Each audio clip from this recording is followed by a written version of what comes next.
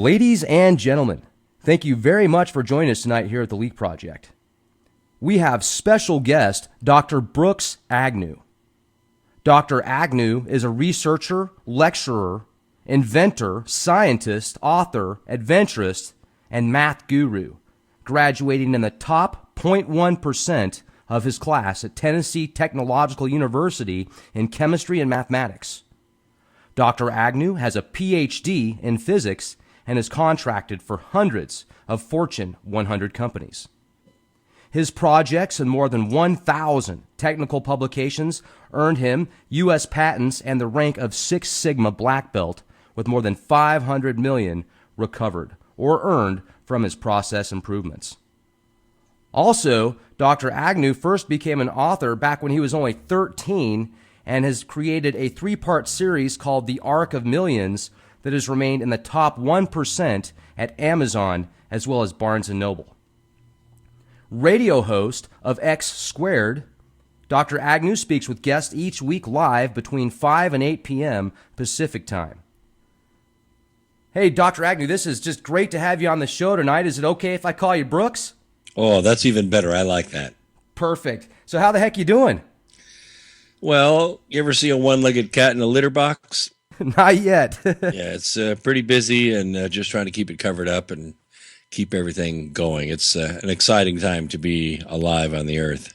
Oh, it certainly is. I mean, technology, every single day something new is coming out. It's like Christmas every other day for, tech gurus. It's amazing. Nanotechnologies and biotechnologies and just rewriting of history and everything else that's going on. But, I know back in 2006, you were basically the lead guy for an expedition into the inner Earth. And how did that go? I don't know if I've had an opportunity to hear much about that. Well, we, of course, traveled the world, went to Tibet and China and Japan and Mexico and Canada. And let's see, where else did we go? We went to the UK, all over the UK, chasing this legend about the possibility of, Earth being formed as a hollow sphere. And there was a lot of science coming out all along the way, different studies done on USGS seismograms, observations from space, oceanographic observations, which just seemed to bring into question current planetary core geology, and it just really excited us. And of course, we wanted to do an expedition by sea, by ocean voyage to this region of the Arctic, but there was only about a 2-year window that this was going to be open, because then it was going to refreeze. It was just a really freak opening that occurred in 2007. So we hurried as fast as we could and tried to raise the money. We were not successful in doing that. And so we never did make the Arctic voyage. Now we're talking with LTA, lighter than air cameras, a company that has been feeding high schools and colleges all over the country with their gear to launch balloons, up into actually about 100,000 feet and take pictures and take samples of the air and radiation and, send experiments up. And they're the ones been supplying all the hardware. So I contacted them, and we are putting together a multi-craft expedition without people. We're going to send just the cameras floating over this area. And the challenge is to not do it at 100,000 feet, but do it from about 4,000 feet or 5,000 feet. So we want to be able to put altitude controls on these balloons. And so these guys are the experts at it. They think they can get a balloon to go up just to a certain altitude or barometric pressure, stay there, and then travel with the winds across that area that we were going to sail by ship. And then we'll collect the balloons over on the leeward side of the project, and then download all the information from the cameras and see what we can see. So we're going to try that this summer.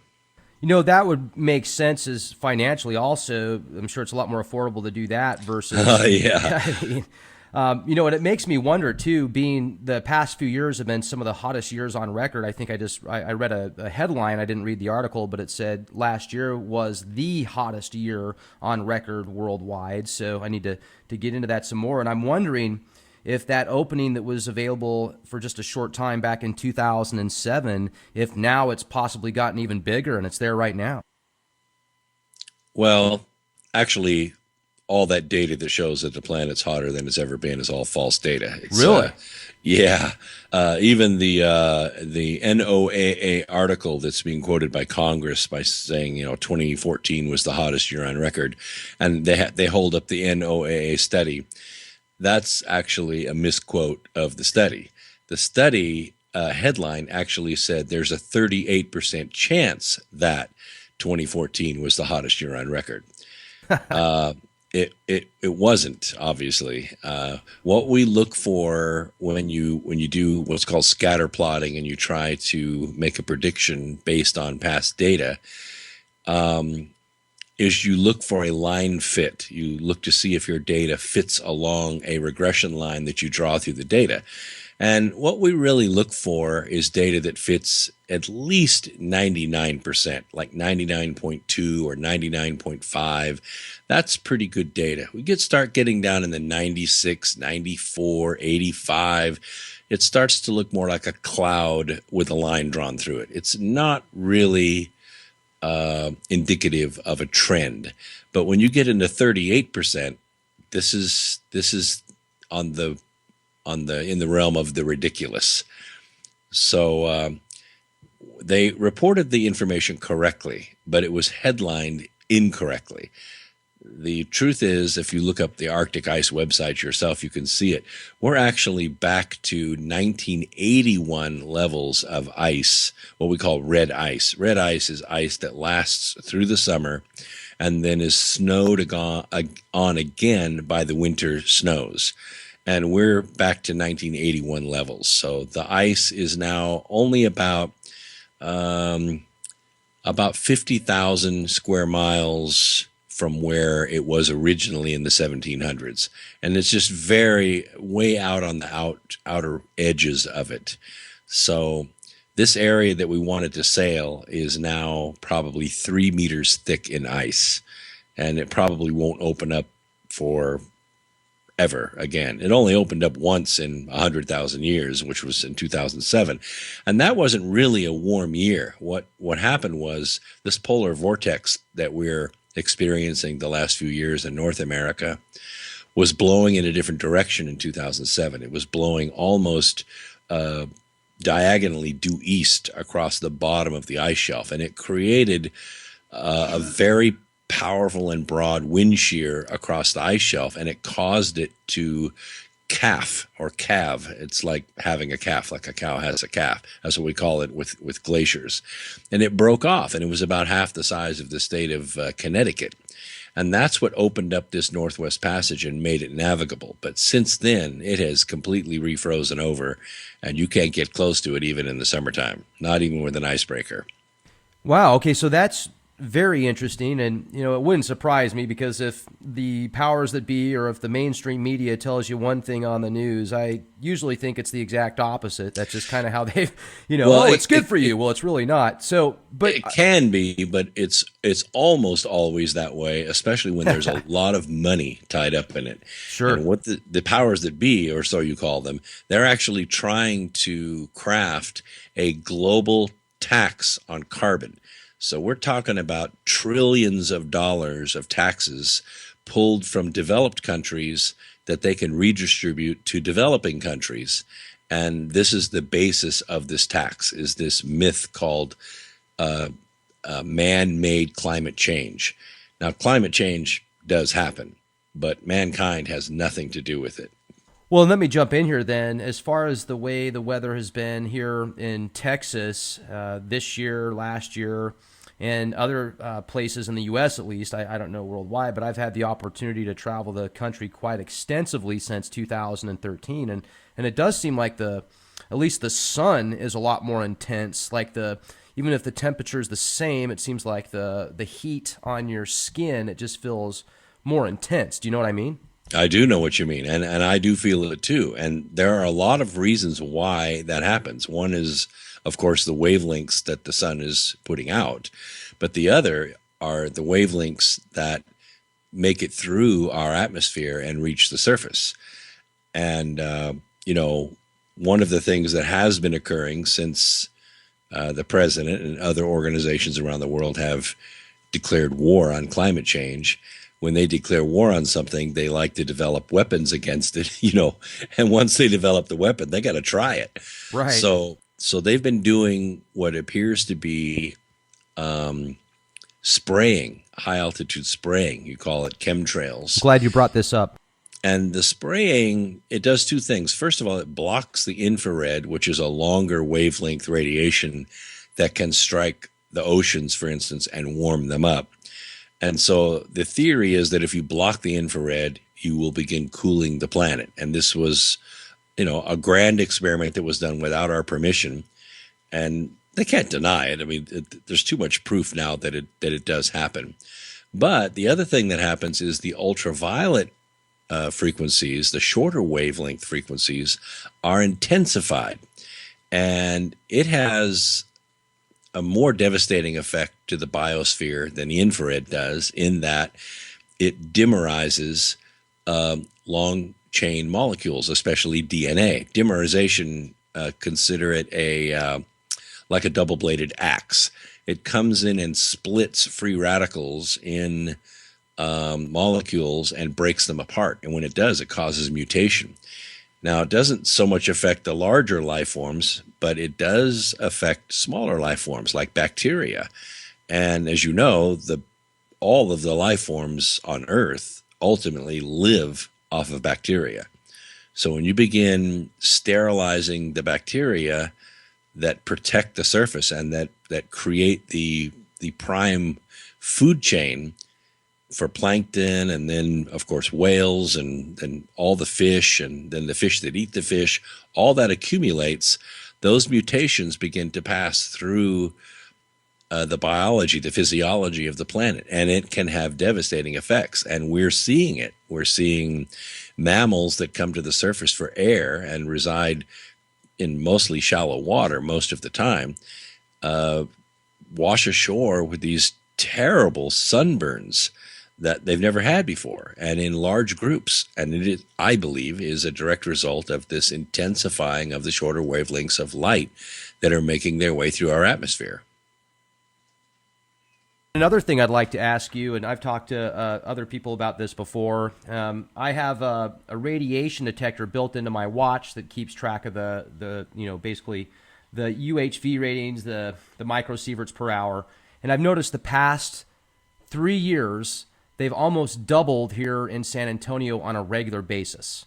And I'm wondering if that might, like the chemtrail spraying, or what do you think is causing that? And I don't think it's Fukushima, because it would have happened sooner, I think. Well, you probably wouldn't be seeing it in Texas if it was Fukushima, for sure. But the key question here, when you're talking about radiation, is the species of the radiation. What is it that's causing the radiation? If you're just looking at scintillations, that can be a little bit deceiving. Now, I have a gamma and alpha spectrometer, so I can tell what it is that's making the radiation.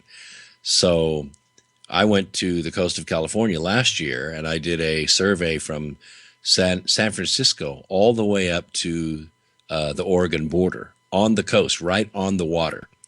And I was taking samples of the air as close as I could get to the water to see if I was getting cesium or plutonium or thorium or sodium-40 or something, and I was not. So whatever radiation increases that you're seeing are probably not those species. It's probably longer wavelength radiation in the X-ray or in the gamma ray range, but it's not radiation from a decay here on this planet. Well, that's actually a good thing then, if you're not finding plutonium out by California. Yeah, because it's about the most poisonous thing on the earth. Plutonium and polonium are deadly in even small amounts because they're alpha emitters. Once you receive an alpha particle in your body, it's only a matter of time, and not very long, sometimes a matter of hours or days, that particle is going to decay. And when it does, it's an alpha decay, and it's like a sledgehammer on biological tissue. And another thing too, with all the chemtrails that are going on, do you think that that might have something to do with blocking out like satellite pictures from, Russia or something like that? Sure, it could.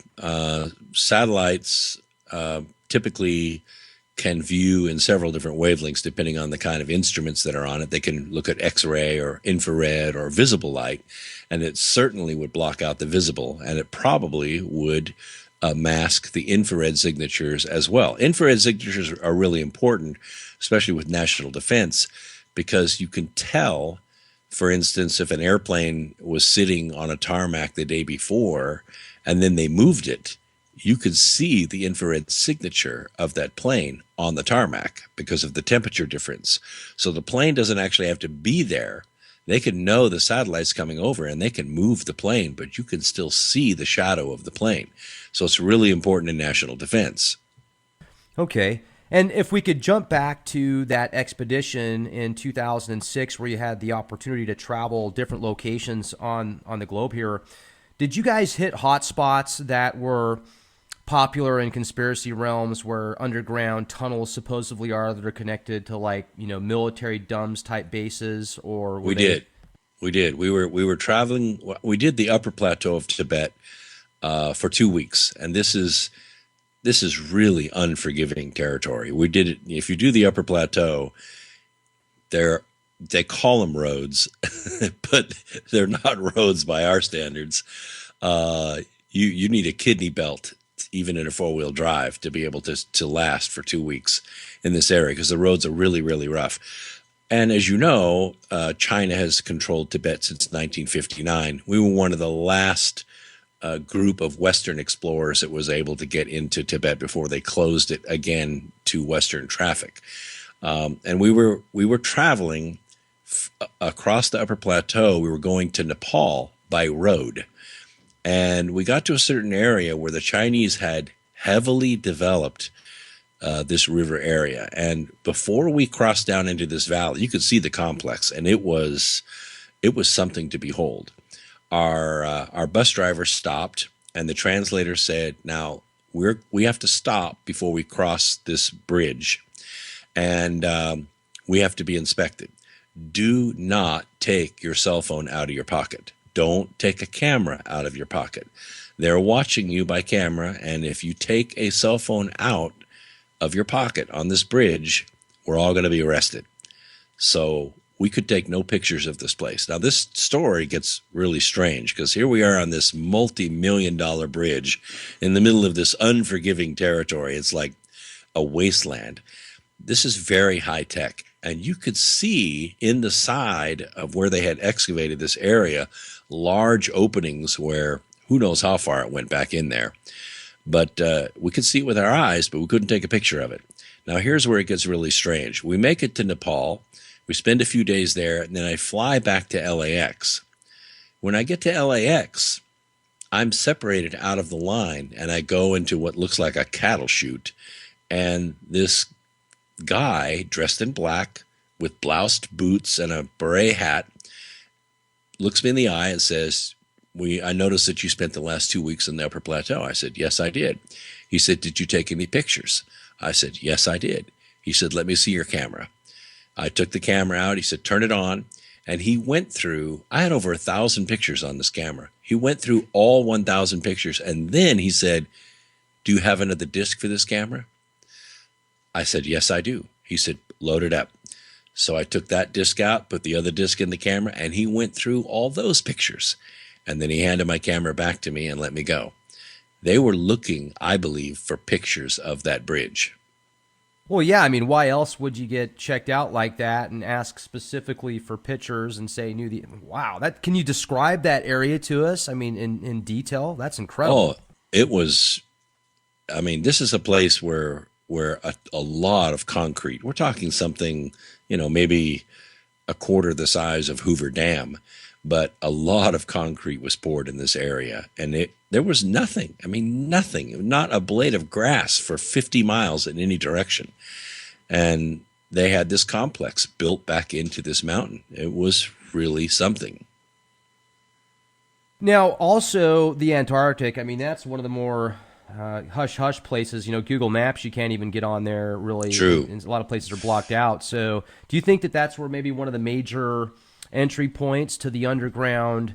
It's hard to say. We've sent several two-man teams, starting in I want to say 2008, and then we did it again last year, and they never made it. They made it to New Zealand, but could not get a ride from New Zealand to Antarctica. And of course, that place has been militarized for a long, long time. And while we were trying to go there, I think Australia was the governing body of the organization that's down there. It rotates. There's a council of nations that run it.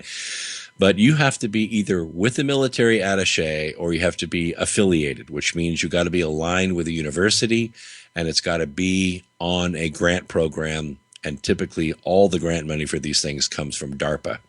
So you can go there, but you got to be affiliated, and then they're only going to let you see a certain amounts. And there's only about a 2-month to 2.5-month period when you can even go there. The rest of the year, it's so cold, like 90 below zero. They just don't have travel there unless it's an emergency. There's a lot of speculation also that the Nazis or the regime went there after World War II and restarted, and I've heard of giant pyramids there, people that have supposedly seen them. What do you think's out there? Well, there is some speculation, but there's also some factual information, and that is that toward the end of World War II, it looked like defeat was imminent. There were naval vessels, mostly U-boats, but there were other naval vessels that made many, many trips to the Antarctic, and some of those ships never returned. There are numerous U-boats that are not accounted for, and they were seen leaving these cliffside submarine bases that they had in Norway, and these U-boats were never seen again. Some of them were scuttled off the shore of Brazil, and some of them were scuttled off the shore of New York. But those U-boats have been found. The other U-boats have never been found. So there was reasonable speculation based on fact that personnel, technology, leadership, perhaps infrastructure was moved to Antarctica to try to escape defeat, escape capture, and maybe revive operations in that area. And understand that there was an operation, a sizable operation, although it's very difficult to get factual evidence on it, called Operation High Jump, that was ostensibly led by Admiral Byrd, who was, for all intents and purposes in those days, a well-revered war hero, even though he was on up in years in 1947, that led this expedition down there with numerous ships and battle-hardened troops because they didn't want to fight the Nazis again. And they went down there, and rumor has it that they got their tails handed to them and ended up sailing to Brazil to lick their wounds and then came home. And not much official information, but lots and lots of unofficial and unclassified information that indicates that this operation did take place. Now, what happened during this operation is the subject of wild, unsubstantiated rumors, everything from Nazi hybrid flying saucers firing on the ships and advanced weaponry of all kinds. Some of that is far-reaching science fiction, but obviously something organized was down there, and we don't know if it lasted. But one thing is for sure, there are thousands of people that work in Antarctica now, and every square mile of that ice is sailed, flown, and looked at with satellites. So there's nothing that goes on down there that governments don't know about. And so why is it that there's such large swaths that are blocked out in Google Maps? Because it's not just small areas. I mean, it's very large percentages. Well, in 2006, there was a joint set of legislation that was passed with the NOAA and EUMETSAT. These are the two large governing satellite organizations for Europe and for the United States. And that was called the Data Denial Act. And in that act, it basically said it specifically said no real-time data will be available above either of the 60th parallels on the planet. So Google Maps, everything above the 60th parallel going north and below the 60th parallel going south is animated. None of it is real. Like I guess half the stuff you see from NASA. NASA's an interesting organization. It has a spectrum of leadership. Some of it is very seasoned. Some of it's been there since the 60s. I know that's kind of hard to believe, but I've met individuals that have been working there for 40 years, and they're still working. And then the rest of them are very young because NASA doesn't pay squat. And so what you get are a lot of grad students, which basically work for food. Right. And they're trying to build their resume. They're trying to organize their specialty, get involved with a contractor like Raytheon or Halliburton or one of the big contractors that deals with these really inhospitable areas. And they work on their PhDs, which is very highly specified research in one very small area. And then once they get that PhD, they go get an affiliated job at a university and teach for the rest of their lives. So that's the spectrum of NASA. And it's basically the same way at JPL, although JPL gets most of the contract money. They actually run most of the 57 active space programs that we have. Okay. Now, back to Antarctica, too, when it's obviously very limited how many people can go out there from the U.S., but what does Russia and China and some of the other big players have vested in Antarctica? Well, they also belong to this multinational group that manages Antarctica. It's sort of like a continent that has all of the major countries' flags in the ground. And they rotate leadership over this area. And the Russians have poured a lot of money in there. Now the Chinese are beginning to pour a lot of money in there. And they do things like deep ice core drilling. They do neutrino research. They of course, all of that information is funded and sought after ultimately by military concerns. And you can just put two and two together. They're looking for better surveillance. They're looking for maybe warning signs of things planetary, things extraplanetary happening. But I think they're looking for a leg up with respect to national defense. So I read an article, Brooks, a while ago that talked about this bacteria that was possibly hundreds of millions of years old that hasn't been, in contact with the modern era, for such a long time, but scientists are actually going to experiment with it and see what it can do. So what are your thoughts on that kind of stuff, tapping into this old school bacteria? Well, my brother's a molecular biologist, retired now, but very well accomplished in his little area. And he says all biology is molecular, which I tend to agree with. I didn't go into biology, although I have a degree in it. I stayed more with the chemistry and the mathematics side, and I like building stuff instead of looking at pond water. But there is a structure underneath Antarctica known as Lake Vostok, and it is encapsulated. It's an encapsulated environment for a long, long time. It sits under thousands of feet of ice, and it's been there for a long, long time. But it's also warmed by volcanic activity deep under the surface on the actual continent. And so it has, I'll just call it temperate growing conditions. And you have to understand, to drill in ice that's that cold, that's that deep, it has to be done with a lubricant that won't freeze. And they use alcohol. They pour alcohol in the hole and they drill. Well, for 25 years, you could only drill for about 90 days. And then you shut the whole system down, leave, and then come back in the next Antarctic summer. But this discovery that there was this possibility of this bacteria, and there were other items down there. There was a source of radiation that they wanted to validate.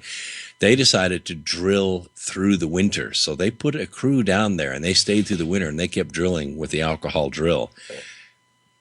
And the latest papers that I've been able to read is they did get into this environment and they did discover microbial life forms that have been separated from we surface dwellers for a long, long time. And, there's always the danger of exposing the ecosystem of modern man to an ecosystem that has had its own, immunobiology separated from mankind for a long, long time. In other words, modern man may not have an immunity to whatever it is that's down there should it develop an infection. And there was the worry that if this bacteria got out, it might go through the entire human race before somebody develops an immunity for it. And that would be obviously devastating to the planet. So there are lots and lots of precautions that were used to keep that from happening. Now, you're asking me the question, did they get the bacteria? Is it in some bioweapons lab somewhere? And the answer is probably. But I don't know what else to tell you about that. Do you feel that the history that we're taught is overall pretty accurate as far as the human history? I would say absolutely not. One thing that I've discovered in writing the 4-book series, The Arc of Millions of Years, is that history was written by the victors. When you go back and you find evidence of the history of the losers, it paints a completely different picture of the anthropology, or let's just call it the sociology of the development of the race of mankind. And in fact, I just published a book last week called Birth, Two Earths, One Race for Time. Now, it's a true story, but it's with fictional characters. I try to bring it to life because I would like to make a big screen movie out of it. But I took most of the evidence that we discovered studying these 40 ancient cultures around the world, and we successfully paint a completely different sociological development up till now. And the fact that what we see happening as a pattern in our modern times is the culmination of a very long and focused plan to basically capture all of mankind in one system. And it has not altered in thousands of years of history. And I got to tell you, mankind just doesn't think that way.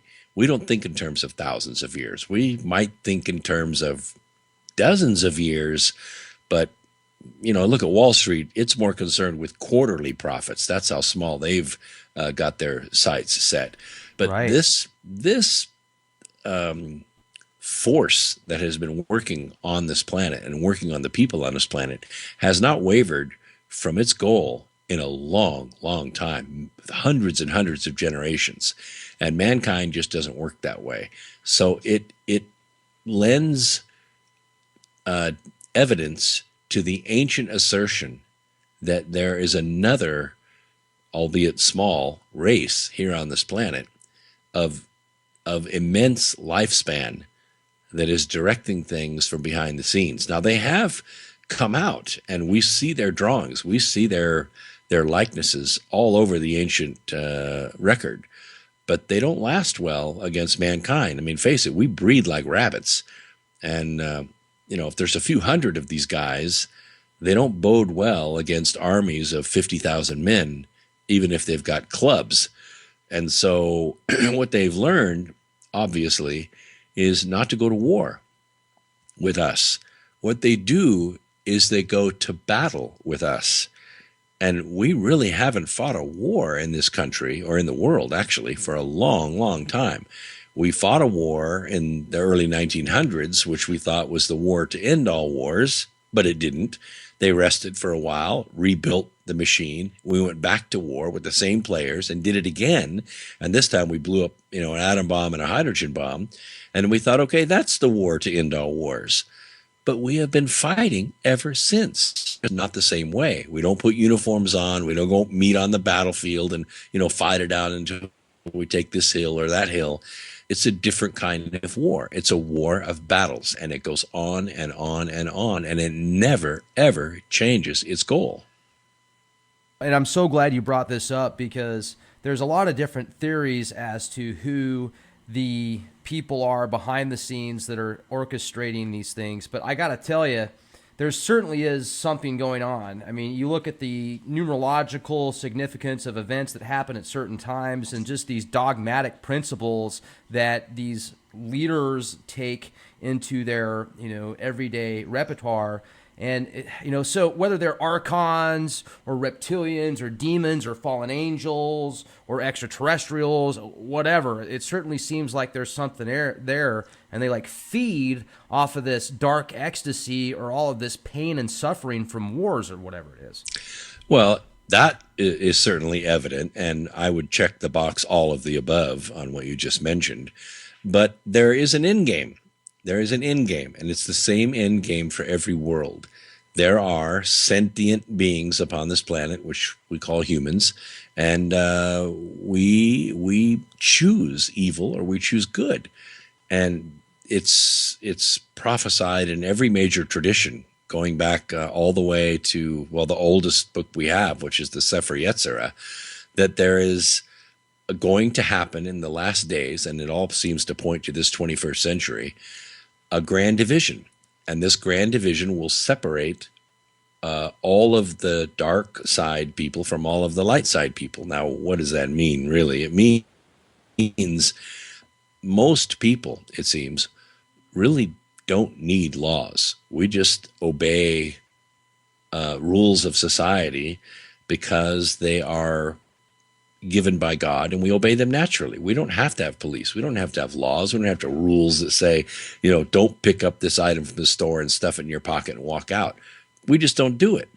But there is a percentage that refuses to obey that. In fact, they're incapable of obeying that. And it wasn't until I interviewed several criminal psychologists that really opened my eyes.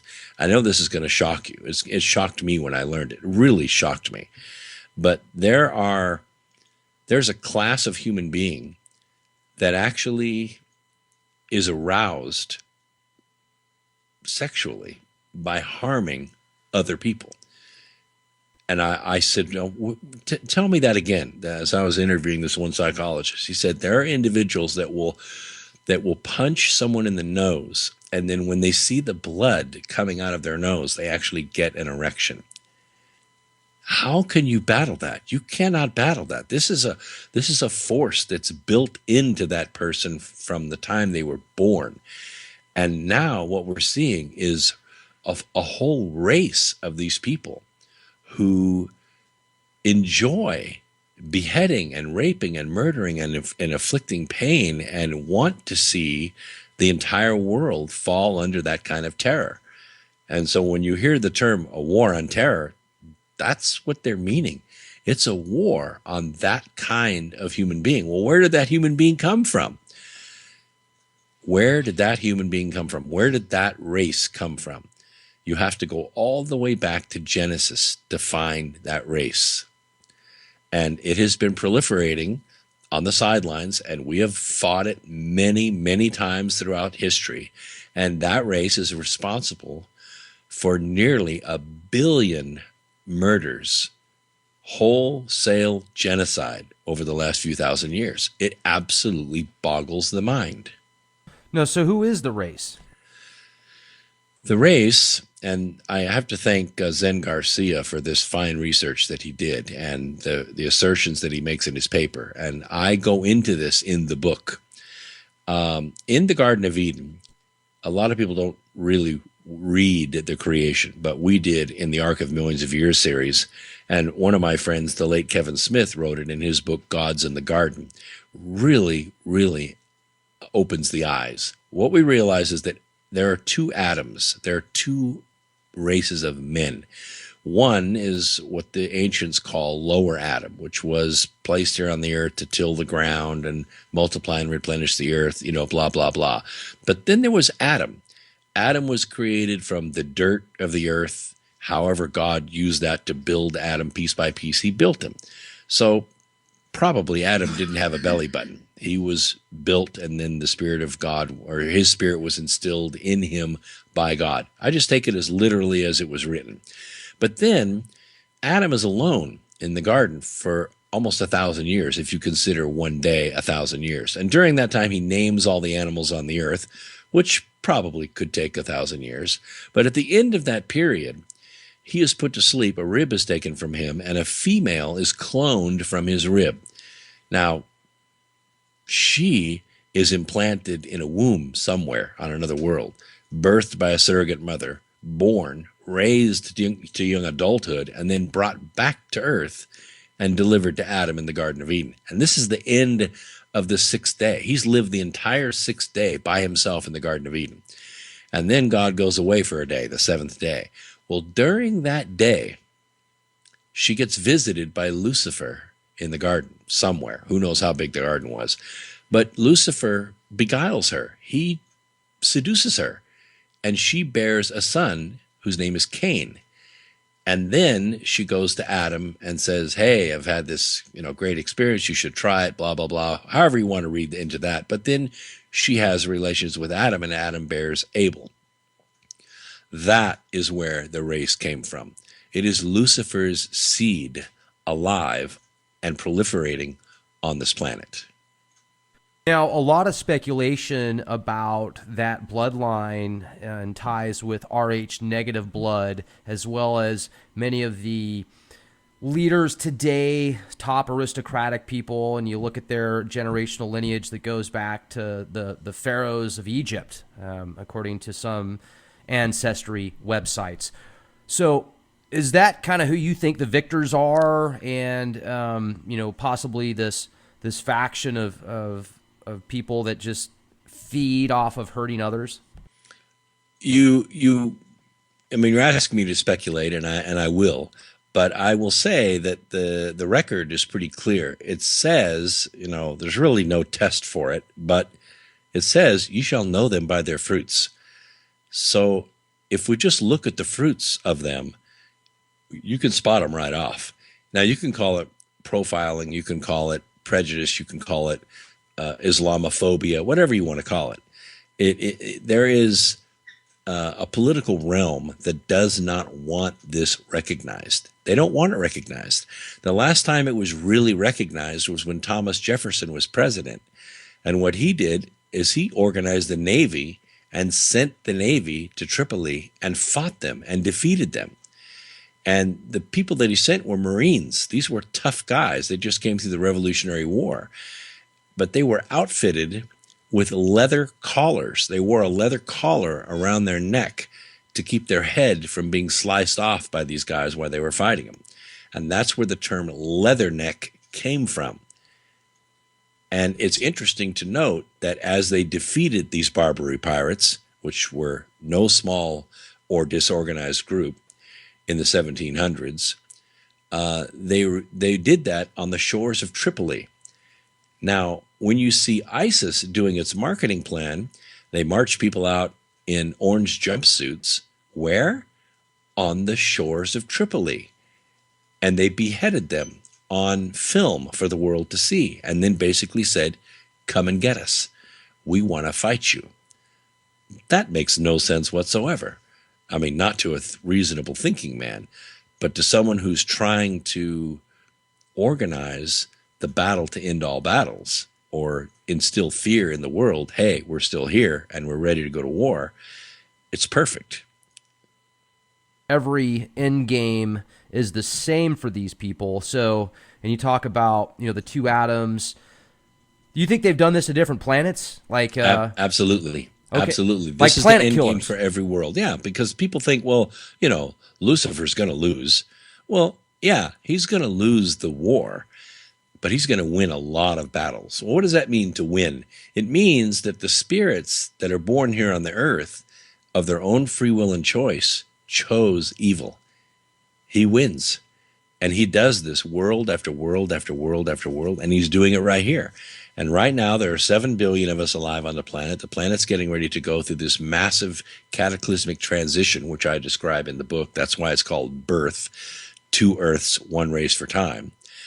When the 2 Earths come apart, when the spirit Earth separates from the temporal Earth, the ones left on the temporal Earth are Lucifer's victory.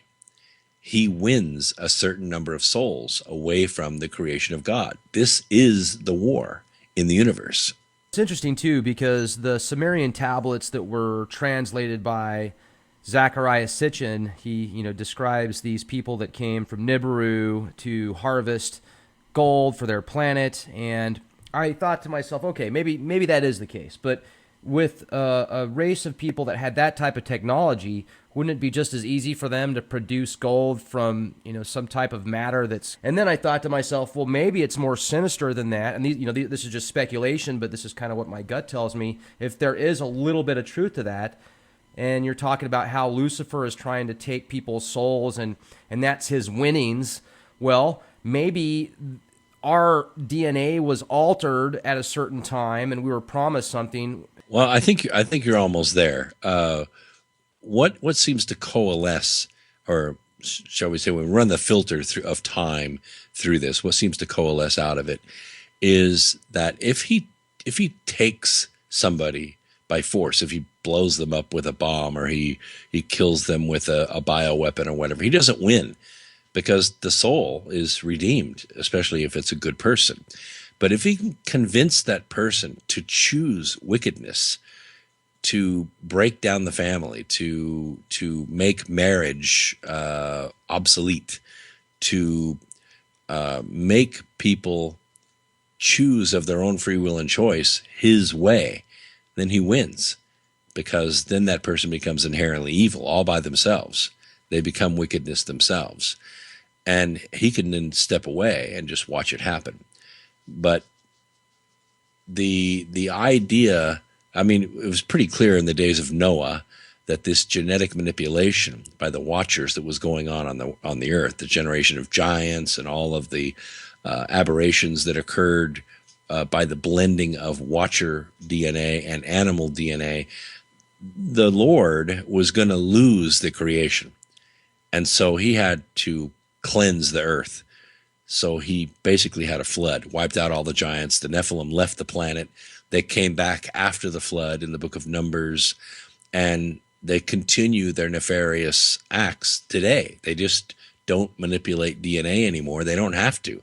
All they have to do is manipulate or win the minds and hearts of races. And these, like you mentioned, the powers that be, these elites that have a certain bloodline, to teach them that 1,000 lifetimes worth of wealth is not enough.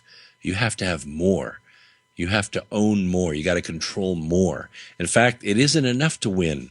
All others must lose. And when you instill this mindset in enough powerful people, and you give weapons to both sides, you can make them fight forever, which is exactly what you want. There's also a lot of evidence that points to civilizations that traveled this solar system that were just incredibly advanced. I mean, you look at possible structures on Iapetus that orbit Saturn, one of the inner moons that orbits Saturn. Mm-hmm. A lot of stuff on our own moon, Mars, Cydonia, images from JPL and NASA that clearly look like structures. And a lot of the stuff looks like it could be just thousands, tens of thousands of years old. I'm wondering if Mars, etc., it was once like Earth, and then like what you're talking about could possibly take place here within the next several years, happen there, and now they're going through a rebirth. Well, we're learning more about that for sure. We've run a lot more missions to Venus than we have Mars, but Mars is certainly the headline now, and now there are private companies looking at Mars. And there's evidence that we're getting, it's ancient, but we're getting it slowly but surely out of the soil, that at one time Mars had a functional atmosphere and had surface water, which is what you need to support life. But it's still, 43 million miles at its closest point further away from the sun than we are. And it's going to be very difficult to support life there unless you want to live in mucklucks and a parka all the time. So you believe the official version of NASA as far as what they say the atmosphere and the land is like out there? Well, you can look at Mars from Earth and you can see storms. You can see that it has an atmosphere, that it has weather. But and I've been at 23,000 feet here on the Earth without oxygen. It's hard to breathe, but Did you climb acclimate. Everest? No, I made it to base camp. We weren't there to climb Everest. We were there just to visit and see how high we could go. And in fact, I have some film that I shot at 18,500 feet, and it was difficult to breathe, but it wasn't unlivable by any means.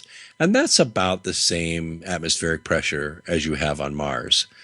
You're going to end up with cataracts on the Earth because you're so close to the sun without any protection from the atmosphere. And they have tremendous problems with cataracts in Tibet. But as far as living and breathing and working, you can acclimate to it. You just need the right clothing and watch your blood oxygen levels. But you can acclimate to it. In 1 or 2 generations, you easily could acclimate to it. Now, do you think Venus is livable?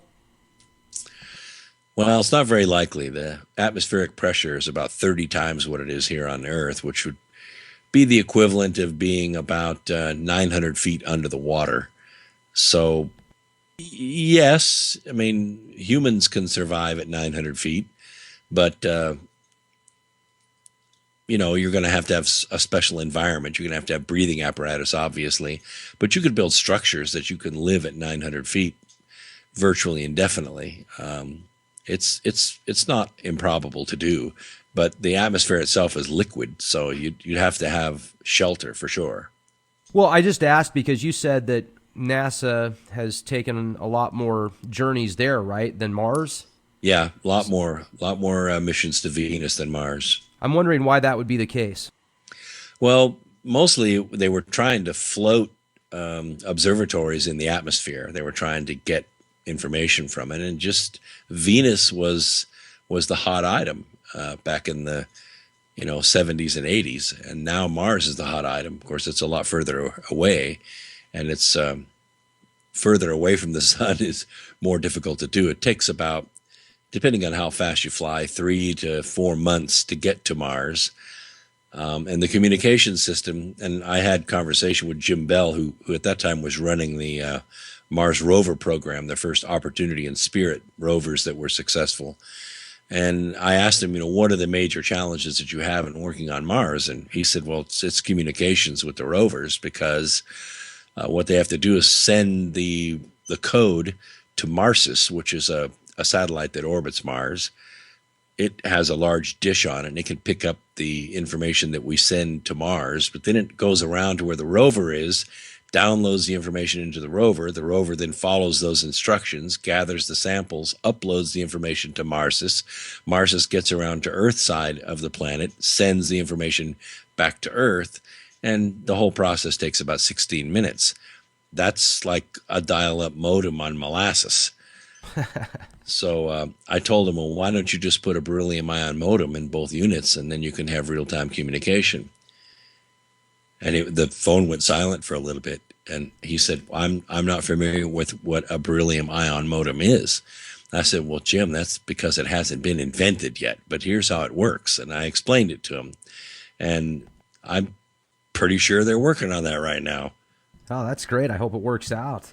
Oh, it will. It's just simple switching system. It just works off entangled particle theory.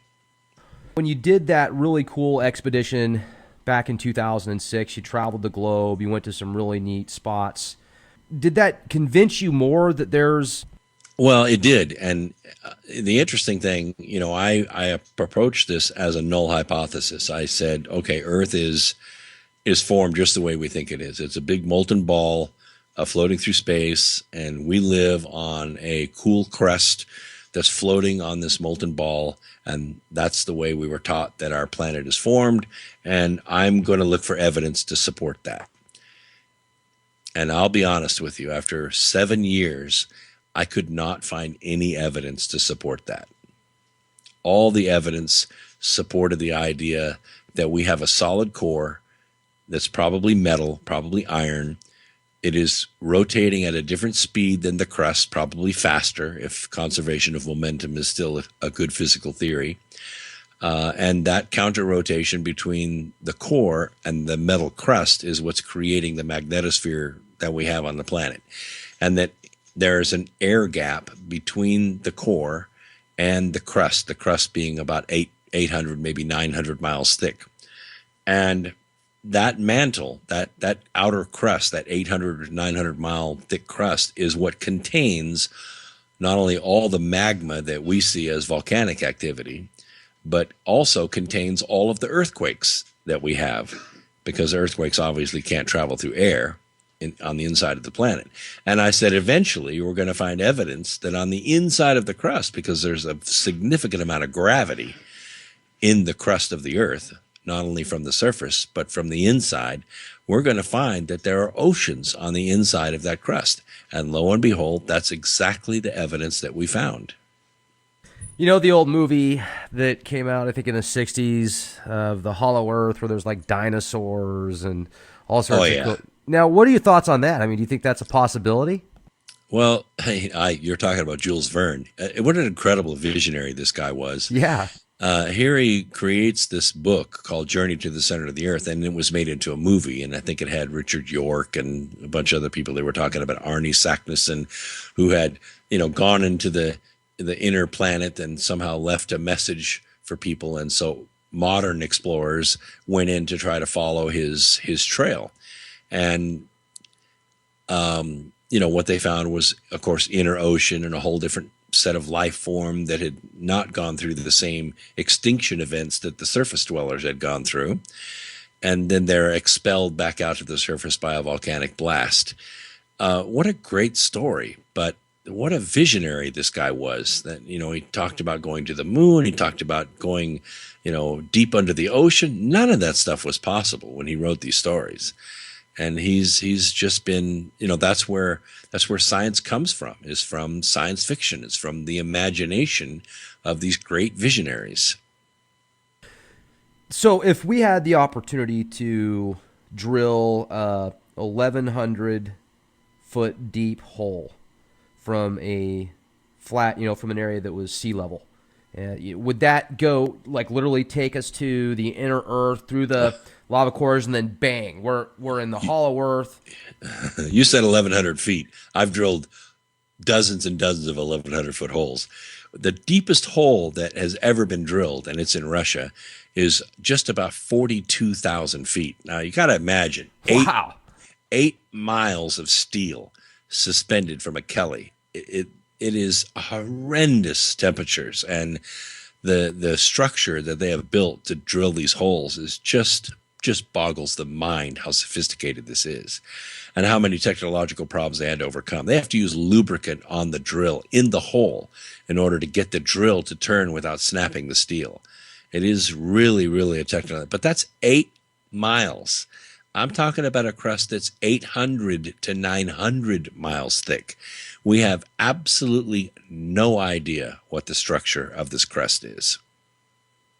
Now, I heard once that there might be like a crystalline core.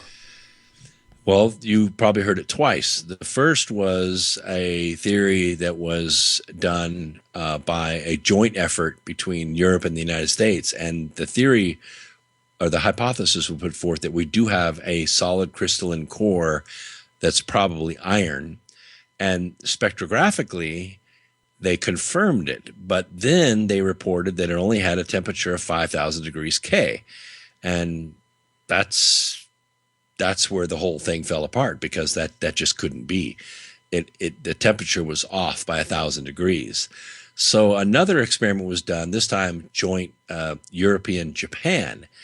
And what they did is they developed what's called a micro anvil, and they recreated the pressures of a iron crystal, and then brought the temperature up to where it would begin to put forth light. And it was 6,000 degrees K. And that is what confirmed it. The spectrographical data lined up, the temperature data lined up, and the crystalline structure was maintained. So, we're talking about advanced metallurgy here, but it took lots of tries and lots of experiments to confirm that the core of the Earth actually is one single molecule not an atom, one single molecule of iron in crystalline formation. And it is at a temperature of 6,000 degrees K, which would put off a very white light, although it would not be anything like our sun. We're not talking about a fusion reaction. We're just talking about electrons jumping from one valence shell to the other and creating a photon of light in the visible band. Which in return would be able to harvest or to sustain life of some sort. You know, that's a good question, because there have been no experiments done that I know of to see if photosynthesis of any kind can be propagated by that photon of light. We know that it can from visible light from the sun, but we're not exactly sure if it's these very short, 300 nanometer wavelengths that are causing the photosynthesis, or if it can be the longer wavelengths, which would be in the 500 to 700 nanometer range, that would be put off by iron. And you were talking earlier, we were getting into some of the biblical stuff. There was a recent 3-part series that came out called Childhood's End by the famous novel. Have you had an opportunity to read that book? I haven't, and I've avoided the series on TV because I was in the process of writing this book, Birth, which is now turned into a trilogy, and it's a big screen movie. So I first wrote the screenplay in 2011 and won a few contests with it, but I couldn't seem to get it, funded into a film. Well, join the crowd of 10,000 other screenwriters. So I didn't want to let the story sit there because it was gleaned from the 2,000-page work that we did called The Arc of Millions of Years. I wanted to make sure that it got out there. So I took the screenplay and I fleshed it out into a novel, which is a true story with fictional characters.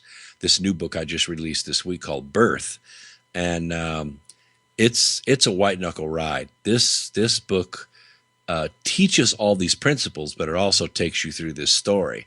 And all of the events in it are real. All the billionaires, all the politicians, everyone that's in it is real. I didn't change any of the names because they're all freaking guilty. But the characters are fictional. But I've had several reviews now, and the reviews are very good. And I will tell you, for your listeners, if they buy the book, Amazon, Barnes & Noble, Kindle, Nook, I don't care, email me the receipt and I will send you the entire book in audio for free. So if you're not a great reader, don't worry about it. I read it for you. Oh, that's cool. And it sounds like it's going to be fascinating, and the dots that you connect, and I'm really looking forward to reading it. It's so funny. I had a couple that said, look, we bought the book, but we're getting ready to take a road trip and we want to listen to your audiobook, while we're driving. So I sent it to them and I got an email the next day. Well, we had to delay our road trip because we stayed up all night listening to the audiobook. We couldn't stop and say, look, let's get some sleep. We'll take our trip and we'll listen to it in the car. No. They just stayed up all night and listened to it. Well, do you have other books that you do audio on as well? Yeah, I do all the books except for volumes 3 and 4 of The Arc of Millions of Years. I did the first 2 volumes, and then, of course, I did Alienated Nation, which is actually made it to #1 on Amazon. It sold a bunch of copies. And that is a book about the Article 5 convention that we're trying to get going. You've heard some news about that. I wrote it in 2012 and sent a copy to all the governors, and it's been very instrumental in helping to get this movement going to amend the Constitution to undo the power that the agencies have over our country. And then the other book's called Remembering the Future, The Physics of the Soul and Time Travel. And this is based on the 3rd book of the Arc of Millions of Years, which I did not make an audio of because of a mathematical discovery that I made while we were writing that book. And it basically allowed us access to time, and also allowed us access. It explains this law of attraction and why it works. So that's what that book is about. It's basically a self-help book with a science fiction title. You just talked about time travel. You brought that up. Do you feel that right now there's possibly technologies, black budget type stuff, where they have harnessed the ability to time travel? Well, here's my feeling on that. If it takes us 50,000 years to develop time travel, then it exists right now. I mean, just think about it. Right, exactly. They're going to be coming back to here. the idea it came from physics, where I was actually talking with a colleague of mine whose name is Dr. Ed Close. He wrote a book called Transcendental Physics, which I found to be fascinating. So I called him up one night and we spoke for about 3 hours. And at the end of that, we concluded that when I brought up the theoretical question, if I'm on the star Arcturus and I'm a photon and I leave Arcturus and I head for Earth and I reach, my eye here on my telescope here on the Earth. So this photon has traveled through, 8+ years of light speed to reach me, and it's avoided all kinds of, obstacles along the way to reach me so I can see Arcturus. And his theory is that there's no pathway for this photon from Arcturus to here, that it's instantaneous. And his claim was, at the speed of light, mass becomes infinity, obviously. But if you expand out the mathematical relationship, you discover that time actually becomes zero. It becomes asymptotic. And as it's asymptotic, from the photon's perspective, time does not exist. Everything is local. And that's where the observation effect and time travel really started to make sense to me. So I mix that with resonance theory and the Fibonacci sequence, and it becomes very, very logical how we put ideas out into the future, actually any ideas, and how they can coalesce into reality. Well, it all starts via thought with your imagination, because that electronic impulse, that's all connected. So I really like the way you put that too, and you explained it very eloquently. And that makes me think of the infamous John Titor. Do you think that guy was legit, or do you feel that was a big hoax? Well, even if it was a big hoax, it was very entertaining. And some of the things that he said kind of came to pass. I tried it myself in Remembering the Future. I wrote it in 2007. And I have a chapter in there that I wrote from the year 2015. I was in 2015 and I was looking back at 2007 and I was writing this history book. And the interesting thing about that, I talk about the weather, I talk about, the presidency, I talk about economic situations and what's going on with the banks. This is in 2007, the crash, none of that had happened. And almost everything that I wrote in there came to pass. So then I got worried. I said to myself, gosh, did I manifest that by putting that thought out there in the future? And then I convinced myself, and I'm still convinced, that I did not manifest that. I just picked up the resonations of the manifestations of others who had put those things out into the future. And I reported them, and they turned out to be accurate. And I think maybe that's what prophets do. Well, and you're obviously very well versed in quantum entanglement and quantum physics.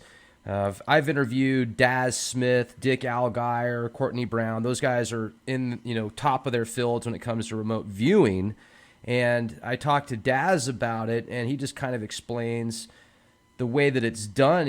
You basically tap into your subconscious, because your subconscious is connected to everything quantum at the quantum level. So with that said, do you feel like, let's talk about the Bible for a minute, because you've brought up Genesis and Numbers.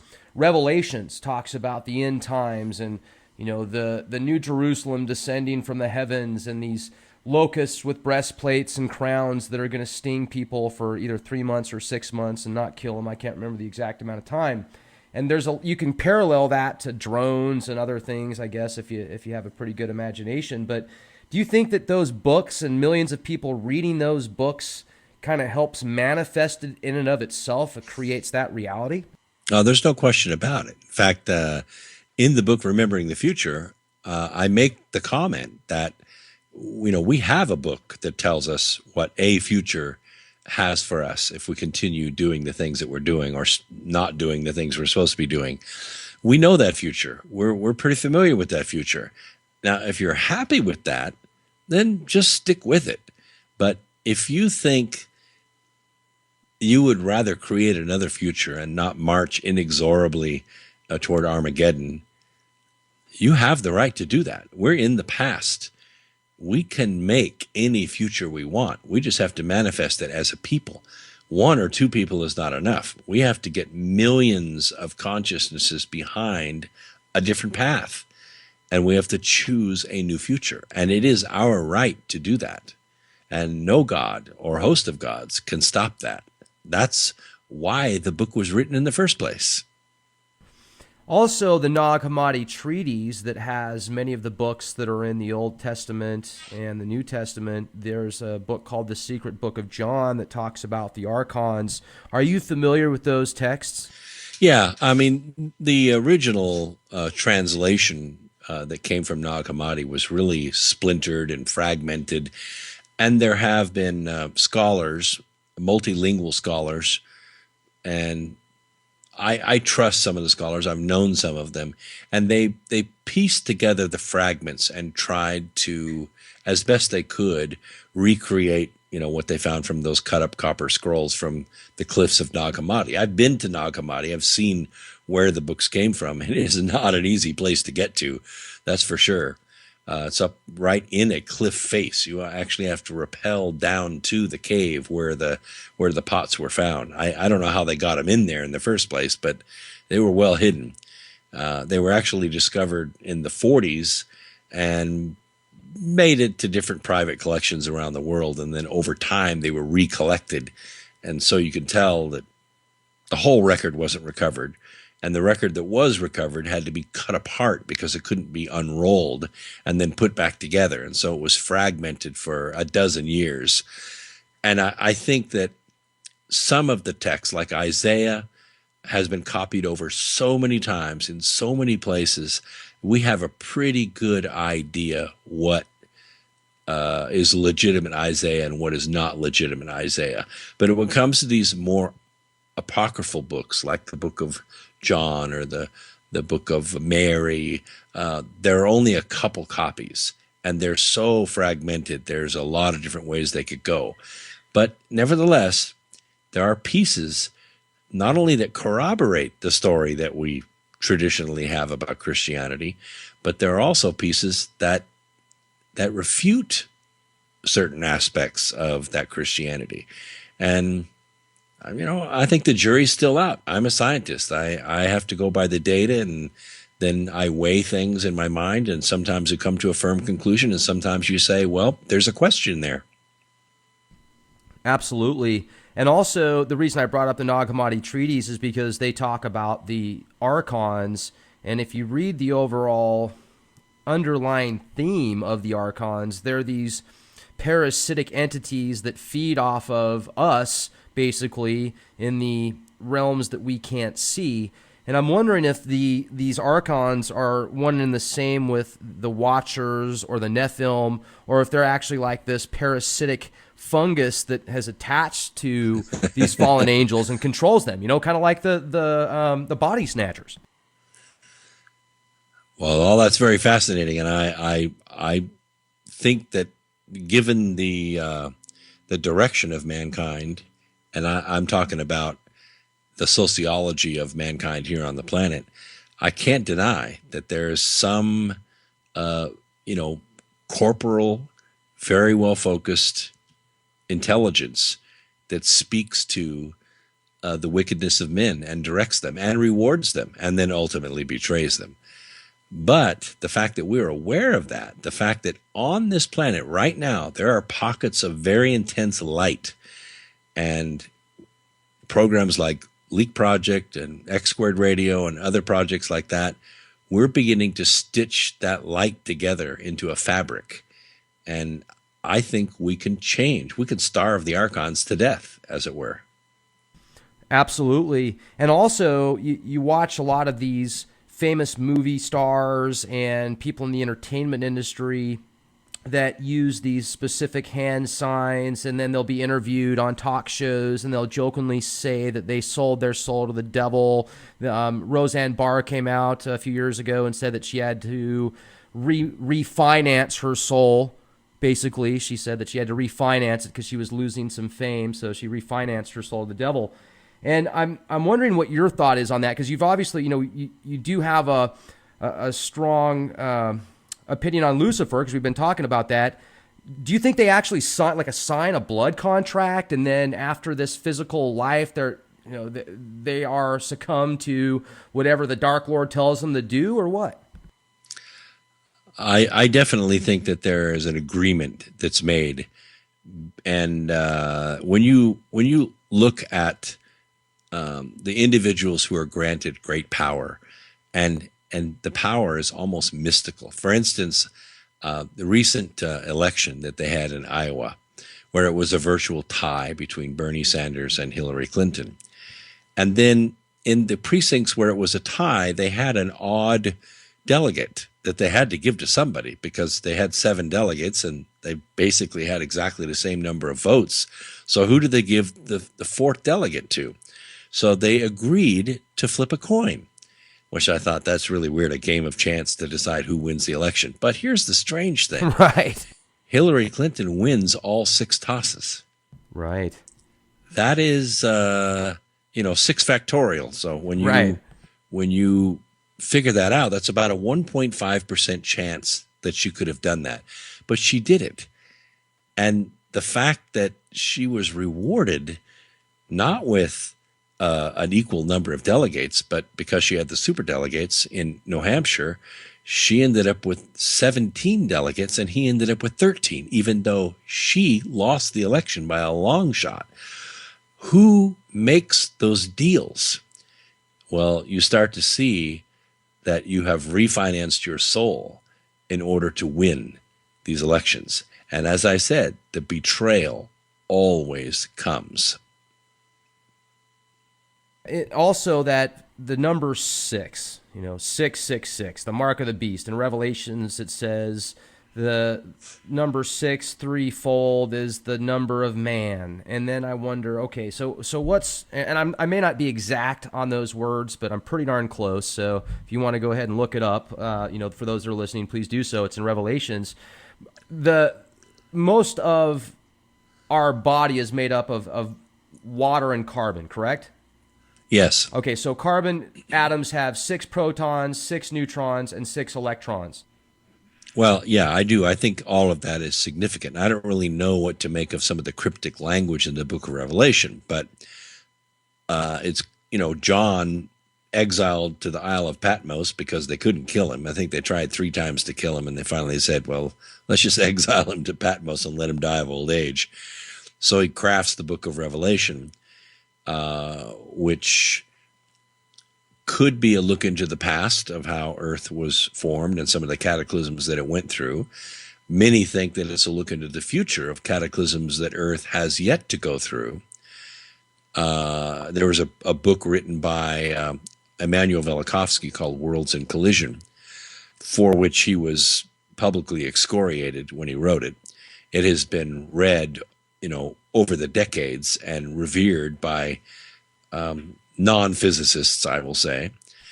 But the evidence of what went on in our solar system is written quite carefully in that book. And it seems to match some of the language that we see in the book of Revelation. So was John talking about events that had already happened in our solar system and on Earth, or events that are going to happen? And the answer is no one really knows. No one really knows. So when it comes to these cryptic things about man being inherently evil, I don't believe that. I believe that man, at least the mankind that I know, is inherently good, wants to be merciful, wants to love their children, wants to do well. What happens is, on this planet, we get trapped into desiring stuff. And these actors and actresses that make it, obscene amounts of money, and then go through that money living this crazy lifestyle of opulence, find themselves on the poor end of the stick again, and then realize, hey, I gotta refinance my soul and get back to where I was. And that's exactly the wrong lesson to learn. The lesson to learn is, I don't need all that stuff.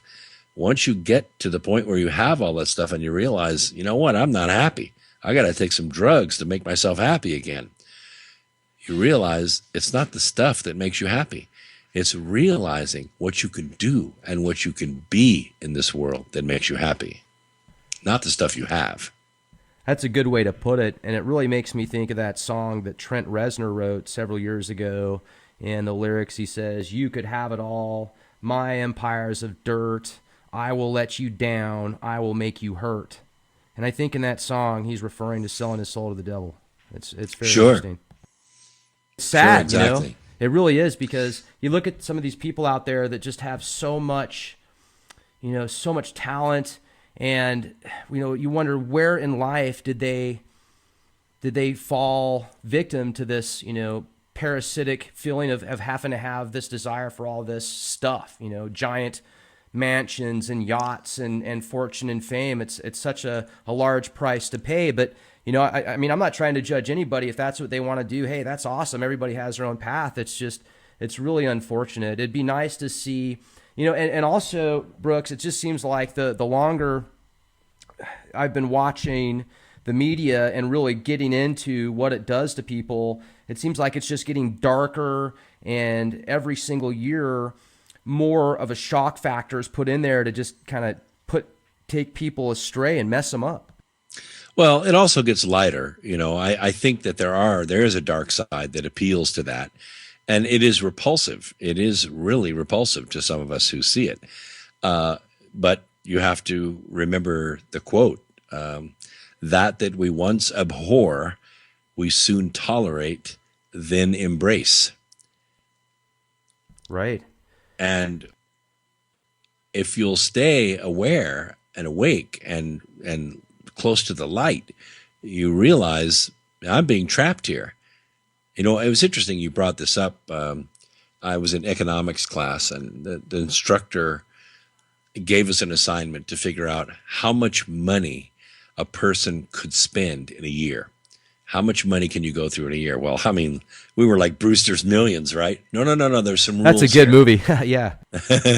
You can't buy stuff that you can't use. So we're talking about clothes you could wear, food you could eat, travel you could make.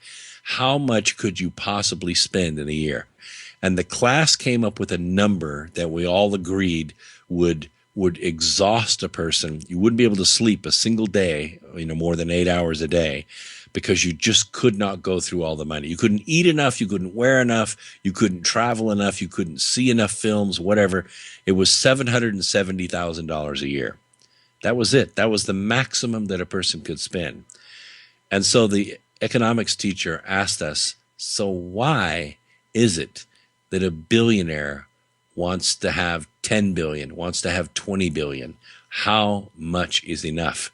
And he asked us the question, if I paid you $1,000 a day, every day, 365 days a year, how long would $1 million last? Well, that's pretty easy to do. It's just a little under 3 years. He said, okay, I'm going to increase it now to $10,000 a day that you can spend. That's a lot of money to spend on consumables, right? Right. And I'm going to raise it to $1 billion. Now how long will it last? And the answer is 300 years. 300 years. 6 lifetimes, or let's call it 5 lifetimes. Right. That's an incredible amount of money. And yet we see, fewer than 4 or 5 dozen people on the earth that have enough, that control basically all the cash on the planet. Right. And it's also sad because over 90% of the media is controlled by 6 giant corporations. Over 90% of the scientific studies and all the research in the medical industries are controlled by literally 6 organizations. So virtually everything that's out there, unless you're fortunate enough to find these hidden gems like you discuss on your show and in your books, and it's very difficult to get accurate information, let alone enough of it to make a valuable difference. And it just makes me think again, follow your gut. I remember well, at the same time, though, it's a lot easier because you're not controlled. Leak Project's not controlled by that money. X Squared Radio's not. And there's probably 10,000 podcast radio programs out there that are not controlled by that. It's easier now to find the truth and the enlightenment than ever before. And we should be about doing it. Your listeners, my listeners, and listeners we don't even have yet. Absolutely. And it's really making a big impact. Even though this is, online podcast, I look at the numbers here with the Leak Project, and it's a lot more than some of these FM and AM radio stations that are out there. So people are really making a difference. And, you've been in the scene for so long, and you have so much knowledge and experience in different aspects of mathematics and chemistry and inventions and patents. It's just really remarkable. You make me feel old. Well, hey man, I've seen not at all. I mean, you've obtained all this in a very short amount of time. I mean, you look at you came out with your first book at the age of 13. That's incredible. And no, I didn't. That was an article. My first published article was when I was 13. I didn't write my first book until I was 52. Okay, so I apologize. Your first article when you were 13. Yeah, a little bit of a difference there. But, and also I wanted to jump into, you're talking about Paris and this big group of world leaders that are going to get together and decide the future of mankind in a lot of ways in industry. Isn't it interesting that the Bataclan attacks happened like a week before they got together? It is interesting. And it's also interesting to note the frustration that this group has, these Bilderbergs or groups like that. They're very frustrated because they are becoming increasingly unable to control the world and decide what is going to be the next fad and what religion people are going to ascribe to or what war we're going to have. Because of us. It's because of us. We're changing that.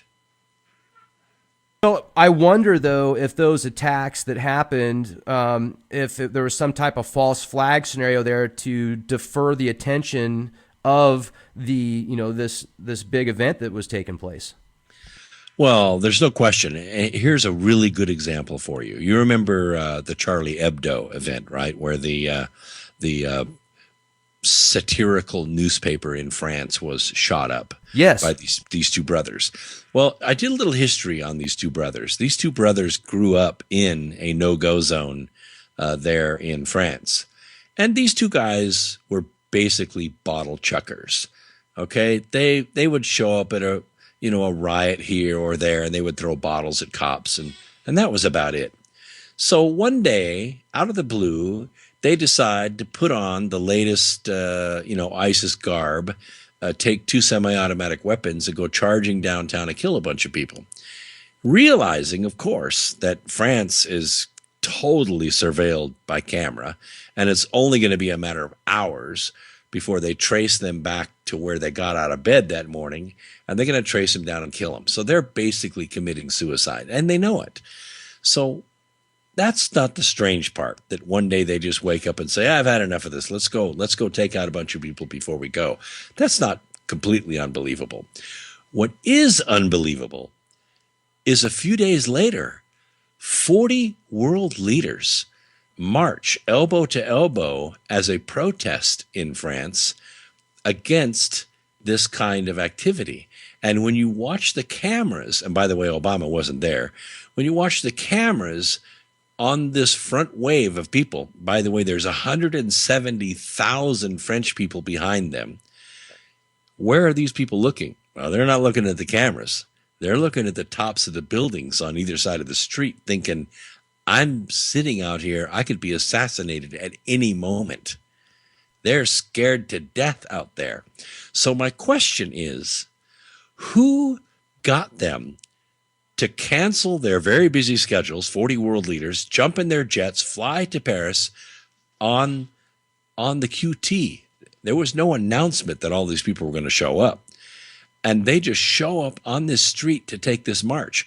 Who ordered them there? And whose order did Obama disobey by not showing up?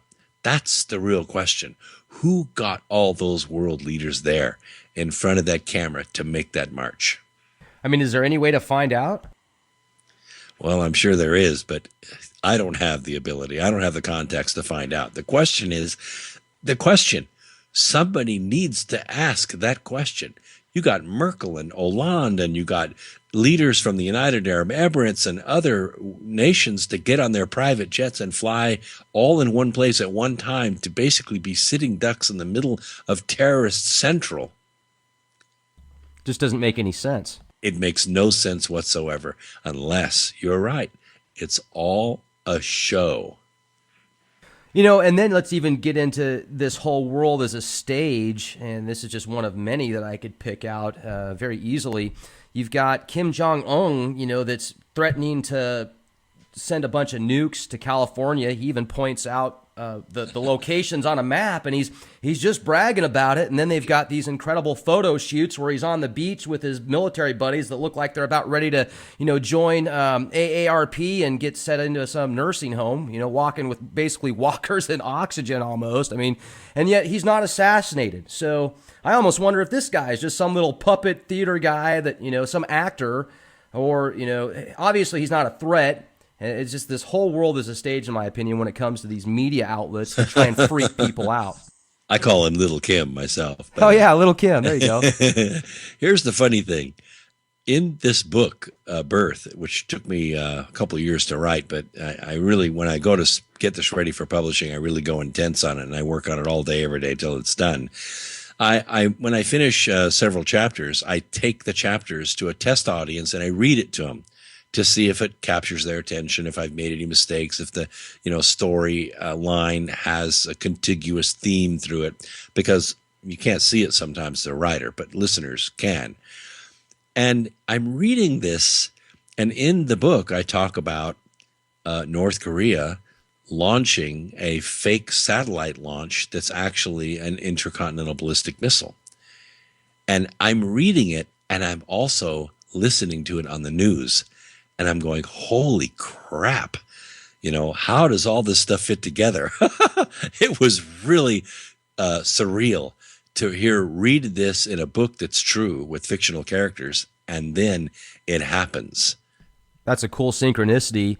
A few years ago, do you remember, I think it was 2011, when that it looked like a giant ICBM flew out of the coast of California, and the Department of Defense came out and said, "Oh no, it's not ours. We don't know where it came from."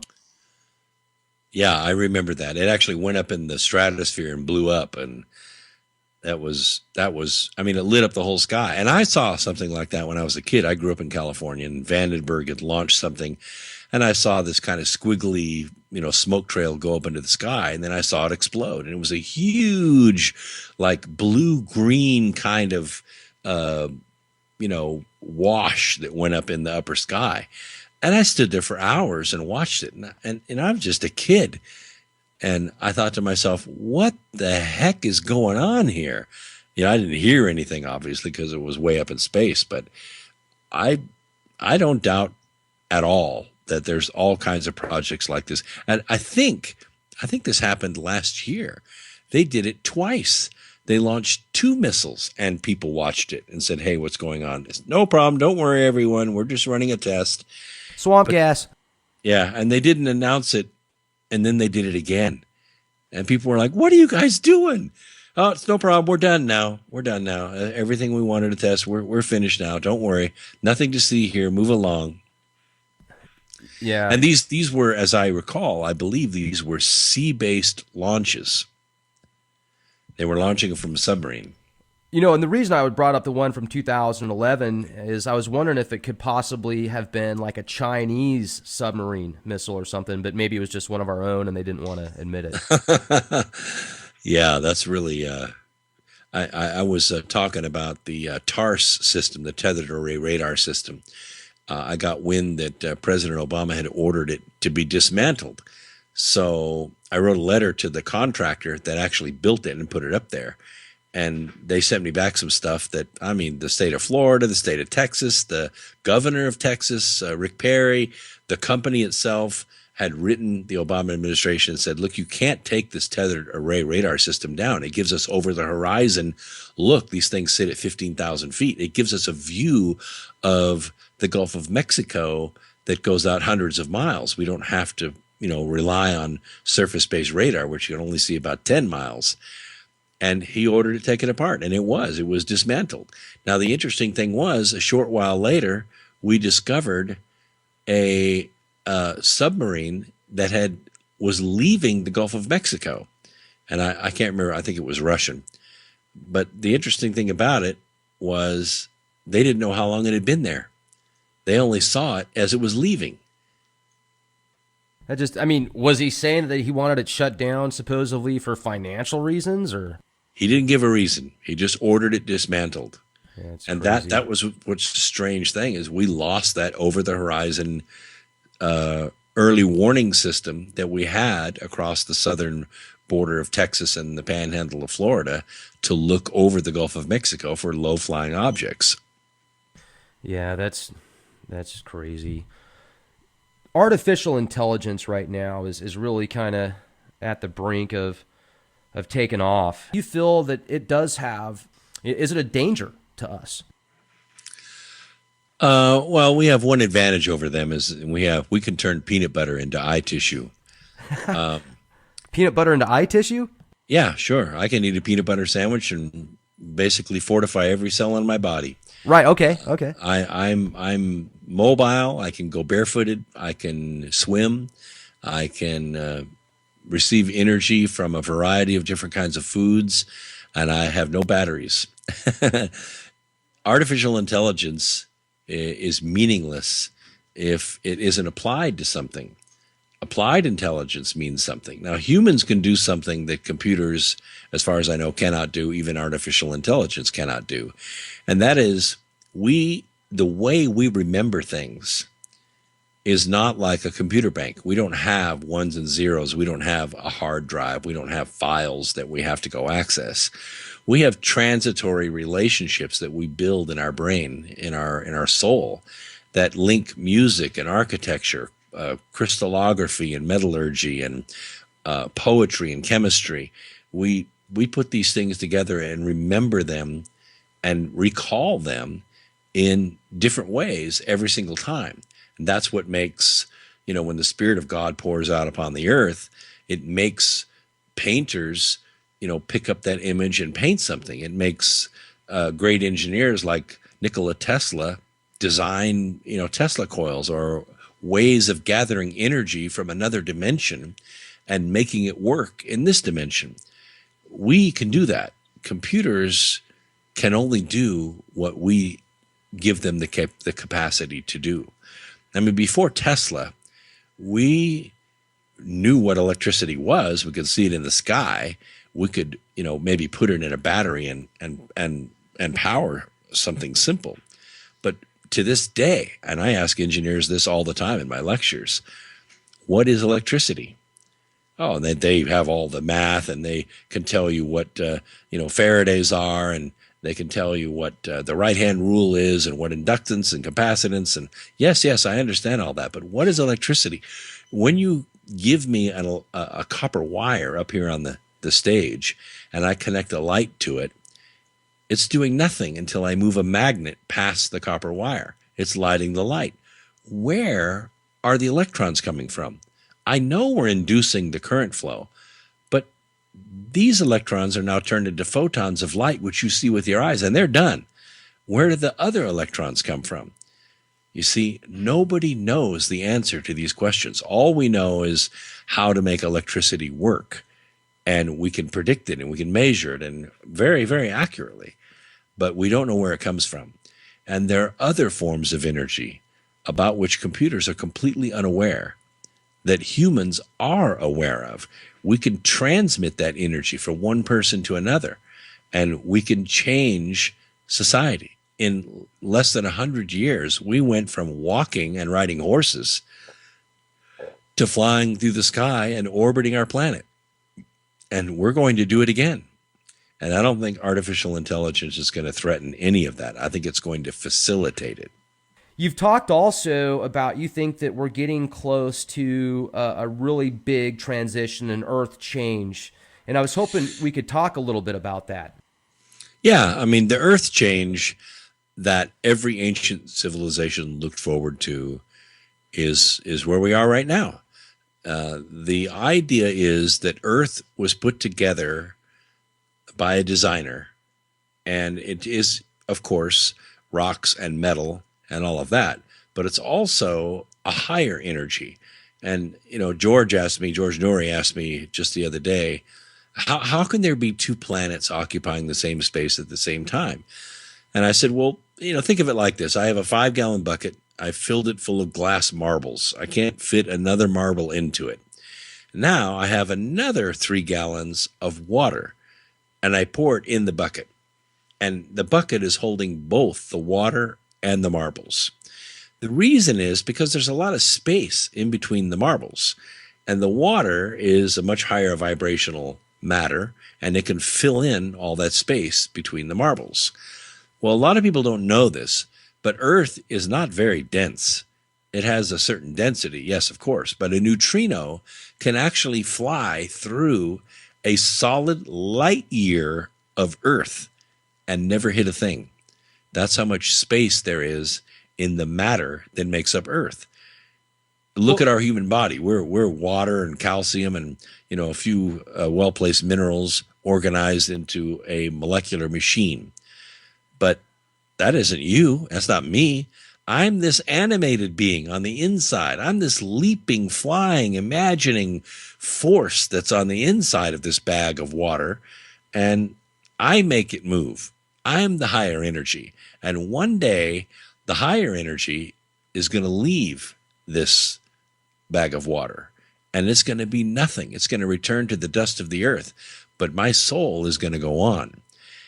And the idea that every ancient civilization had, and that I try to bring out in the 4-book series of the Arc of Millions of Years, and now in this movie book called Birth, is that higher vibrational Earth is about to leave. Earth is about to go through a transitional change where the higher vibrational Earth and the lower vibrational Earth that are together now, living in harmony, are going to come apart. And the souls that can vibrate with that higher Earth are going to go with it.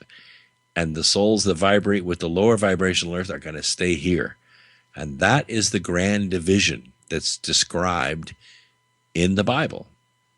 And I really like the way you put that together, too. It does make a lot of sense when you bring it up that way. And let me even take that a step further. If you look at physical matter underneath an electron microscope, you'll see those protons and neutrons, etc. But can they even get to a finite point? I mean, is there even an existence of matter? It's almost holographic in nature. That's right. It's we split that stuff, subatomic particles, apart all the time with the super collider. And we have the menu of frequencies that it takes to put together a hydrogen proton. We accelerate it to 99.99% the speed of light. We get that thing so massive, it's sitting at 10 or 12 tera electron volts. That's how massive this proton is. And then we slam them into each other and bust them apart. And we have the menu of frequencies. But for all of that research, we can't gather up those frequencies and make one proton. What do you think the main purpose of CERN is? Do you feel that it's what the mainstream media discusses it as? I think the purpose has changed over time. I think it first was put together as an observational device, but as they poured more and more power into it, not only did they realize that just generating the magnetic field does strange things, but creating these massive particles and slamming them together also created a phenomenon that seemed to tap into the dimension from which these frequencies come. And I think an observational device has now become a fascinating toy that, now the new purpose might be to keep accessing that other dimension, not only to see what we can find, but see what we can put in there. And like every weapon, as soon as they figure out that they can do it, they can't stop doing it. Well, it makes me wonder also if it could be designed to be some type of black hole, creator. Imagine the ultimate weapon. Well, hey, let's create a black hole and suck in 50,000 bad guys and then pop them out on the other side of the universe. Well, that's possible. It would take a lot of mass to do that. We're talking about, the mass of 80 to 100 protons slamming into each other. It's not very much, even at 10 or even 14 tera electron volts. We're not talking about much. A black hole that you would create might be enough to draw a few atoms into it, but you got to put a tremendous amount of mass together to create a self-supporting black hole in space. You need something at least 4 times as massive as our sun. And I'm saying that's the minimum threshold. The black holes that we have recently observed out there, and now we've observed coalescing black holes, which is a remarkable discovery for the laser interferometer gravitational wave observatories. I've been to both of them, sat in both control rooms, and they're fascinating, fascinating instruments. And for decades, they've been looking for a single black hole and been unable to find it. Now they have found a coalescing set of black holes that are coming together, and that's why they can see them, because they're rippling space-time so severely. But I would say each one of these black holes is probably 1,000 to 10,000 suns worth of mass. It's a tremendous amount to create a black hole that can actually have that kind of function. But that doesn't mean that you can't see through a black hole that's 1 proton wide, if just for a millisecond or a billionth of a second. And there's a lot of speculation out of a winged destroyer called Nibiru Planet X. First it was supposed to be 2003 and then 2012. So whether you're a believer or not, I don't know. I mean, I think that there's a lot of evidence that points to the possibility of there being a Planet X that's getting ready to come back around. But at the same time, there's been so much speculation for years that I'm still on the fence. What is your thought? Well, I of course have thoughts, and then I have research. I think Gil Broussard's about the best authority that I've seen out there that's done the historical study on this body that might be passing through our solar system. And, my last conversation with him, I said, okay, give me a drop dead date, Gil. I mean, what is the date that we're either going to see this thing and it's going to appear and mildly or severely cause these events to happen? And he said March of 2016. If it doesn't show up by March of 2016, it's not going to show up. Now, that being said, most of the planets in the universe don't revolve around a star. They're free floating. They just go through space, slingshotting from one gravitational event to another. And it is quite possible that Immanuel Velikovsky was right, that there was such a body that came through our solar system once, caused this great havoc, did look very similar to what was described in the book of Revelation. But it doesn't mean that it's going to come back. And the story that Zecharia Sitchin told, which was his translation of these Sumerian tablets, it has not been corroborated by any other translator, only him. And now he's passed away, so we really can't ask him questions about it anymore. That's the evidence in one side of the balance. So the good scientist would say, well, let's not throw that evidence out just because it seems a little weird and it doesn't agree with our current paradigm. Let's put it in the balance and let's draw a hypothesis that says there is a planet that's extra to our solar system that we haven't seen in a long time. There's only historical data that it's even come through. And now let's try to eliminate that with some experiments. And so far, the jury is still out. That's the best thought that I can put forward about it. Yeah, that's a good way to look at it. I appreciate that. So what's next for you, Brooks? Well, that's a really good question. Well, of course, my day job, we're still working heavily every single day to try to launch this electric truck. It's horrendously complex to launch a vehicle platform. I've been in the business almost my whole life. And I can tell you this one's tougher than most because we're not launching a gasoline-powered vehicle. We're launching against a behemoth oil industry, and so it's a little tougher than it would normally be. So that's my day job, and I am beginning to put the notes together for book 2 of this trilogy, this Birth trilogy, and hopefully by the time I get through with this book and get it published, we get the first one in film, and that's my next project. Wonderful, and I'm so glad you brought up the electric truck business that you have right now. I'd like to talk about that for a minute before we close out tonight. I think that that's wonderful. The Tesla cars that are out there right now, I think that technology is pretty awesome. 200-mile plus radius on a very cool car that looks good, and they're working on some other stuff. So I'm glad that they were kind of the pioneers in the industry as far as the electric cars. Now, what your truck is that full electric? Yeah, it's full electric, and I have great respect for Tesla Motors. I know several of the founders of that company.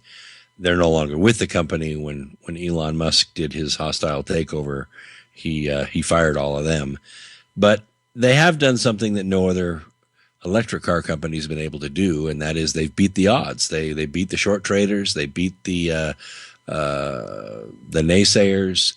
And I have to hand it to Elon. He's kind of the hero of our industry right now, and he hasn't hurt us. He hasn't hurt us at all. He's been a great help to the industry and showed that an electric car can be practical. People will buy it, and he's changing the paradigm. The truck is a little different spectrum. We're tapping into the commercial end of it, where gasoline-powered trucks just don't do as good a job. They're not cost efficient to operate or maintain. They're inefficient. They're polluting. You're lucky to see a truck get 9 or 10 miles to the gallon. And we just propose a smarter way to move around town and move small amounts of goods with these light pickups. Oh, that's a brilliant idea. Absolutely. So you're going to have like a lightweight? Are you trying to keep it under 2,000 pounds? Or, I mean, is there a certain... Well, right now we're at 3,300 pounds, and that's after a lot of vehicle lightweighting technology. We had to redesign the truck from the ground up as an electric truck. It's, for all intents and purposes, the toughest, safest truck cab ever built in a pickup truck. And it's able to carry 1,000 pounds, 100 miles on basically about $1.50's worth of electricity. Also, do you have any pictures that you can share with us, or is that still hush-hush? Oh, no, it's all on the website at ev-fleet.com. We have videos on there, and there are pictures of several of the models of the trucks. We don't do a lot of marketing because we're doing, face-to-face, company-by-company marketing. We're not selling to the general public yet. We probably won't for a couple of years. We have enough orders to keep the plant busy for a long, long time. It's just designed to be a light commercial pickup truck. That really could change the entire industry. I mean, that could be a serious thorn in big oil's side. I hope that takes off for you. Are you going through legal battles? Are there lawyers that are saying you have to have 24 airbags and 15? Oh, yeah. Yeah, that's we've been through all the crash testing, all the design work, all the DOT stuff. What we're doing now is what's called the Advanced Airbag Program, and it's a program that has become increasingly fraught with liabilities because of the recent recall with Takata. It didn't just affect Takata. Takata bags are in so many vehicles. I mean, they're in Nissans, they're in Teslas, they're in Fords, they're in all kinds of vehicles. So it's a horrendous exposure, but also the other airbag companies that make a better airbag, a safer airbag, the liability went up for them too. So the cost of putting advanced airbags in a vehicle has just almost doubled. In fact, it's more than doubled. And that's part of the reason why we're not in production yet, because we're raising money to finish the advanced airbag project, which basically went from just under $4 million to over $8 million. Well, and Brooks, if there's something that anybody that's listening to this podcast right now could do to help, I mean, is there a FundMe page or some way that just, someone like myself or someone that's listening could help out? Yeah, absolutely. You can go to the website. There's all kinds of ways to help, not just technology. We're one of the few car companies that has an open portal for new technologies. If you have a new technology for storage or energy generation, we're your path to manufacturing if you have a working prototype. But there's also a donate button and, any kind of connection or networking to sources of funds for American businesses is most appreciated because, you got to face it. One of the reasons we don't have a lot of manufacturing in the United States is because there's no money available for American manufacturing. There's no money to borrow.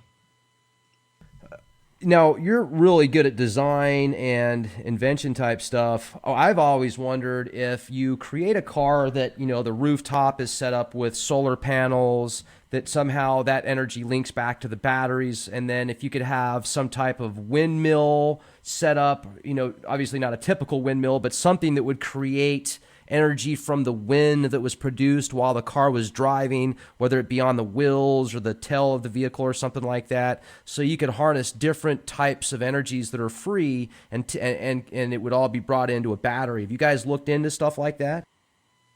Well, you've probably been to our website already. Oh, no, I haven't. No, Well, these are natural iterations, and of course, we've experimented with all of this stuff. We've been in the business a long, long time.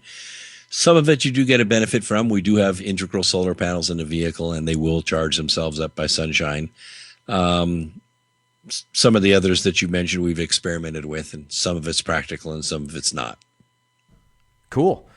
Well, hey, Brooks, it's been just a real honor to have you on the show here with us tonight. I thank you so much for spending time out of your busy schedule here. And for those that have had the opportunity to listen to this show, please check out Brooks' website at x2-radio.com. Also, Brooks, just tell us real quick your other locations to find out more about your work and your books, please. Well, you can get the books at Amazon. That's the best place to get them. And the offer still stands. If you buy the book at Amazon or Barnes & Noble, Books A Million, wherever you buy it, just email me your receipt. The link is in the book. And I will send you the audio version for free. I want you to enjoy the book. So if you're not a great reader, don't worry about it. I read it for you. If you want to listen to it while you're driving, it's a great ride. Right on. Also, ev-fleet.com. It's been great. Hopefully we'll have the opportunity to speak with you again sometime. Absolutely. I look forward to it. Thank you very much. Mm-hmm.